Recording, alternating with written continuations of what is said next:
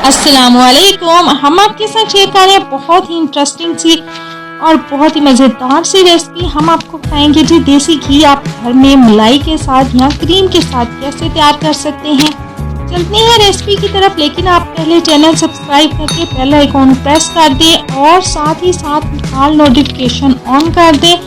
इसके लिए हमें क्या चाहिए होगा जी, इसके लिए हमें मलाई चाहिए होगी या क्रीम, 1 कप दही आपने 1 चम्मच इस्तेमाल करना है। आइस वाटर हमें या ठंडा पानी चाहिए होगा 2 गिलास। इसके अलावा आइस क्यूब्स हमें चाहिए होंगी हस्बे ज़रूरत।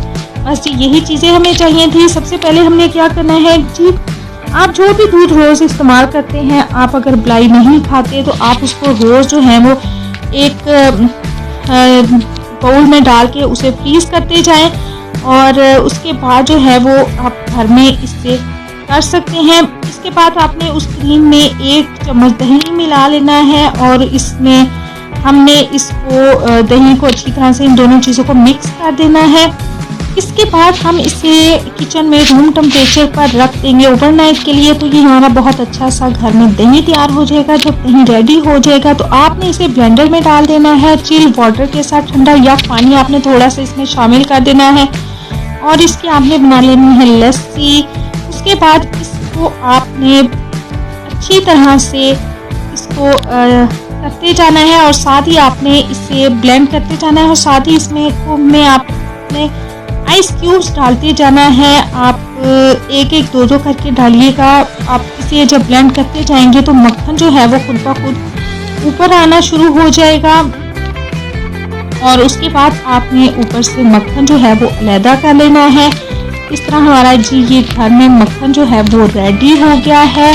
बस इसे अच्छी तरह से आपने ब्लेंड करना है और साथ ही आपने इसको आइस क्यूब्स आहिस्ता आहिस्ता करके डालते जाना है। बस यही इसका ख़ास मेथड है। हमारी मक्खन तैयार हो गया। इसके बाद हमने क्या करना है जी, हमने पैन में इसे डाल देना है और हल्की सी आंच पे इसे हमने गरम करते जाना है। इसमें जो लस्सी और जो पानी वगैरह होगा वो खुश्क हो जाएंगे, ज़रात में जो भी चीज़ होगी।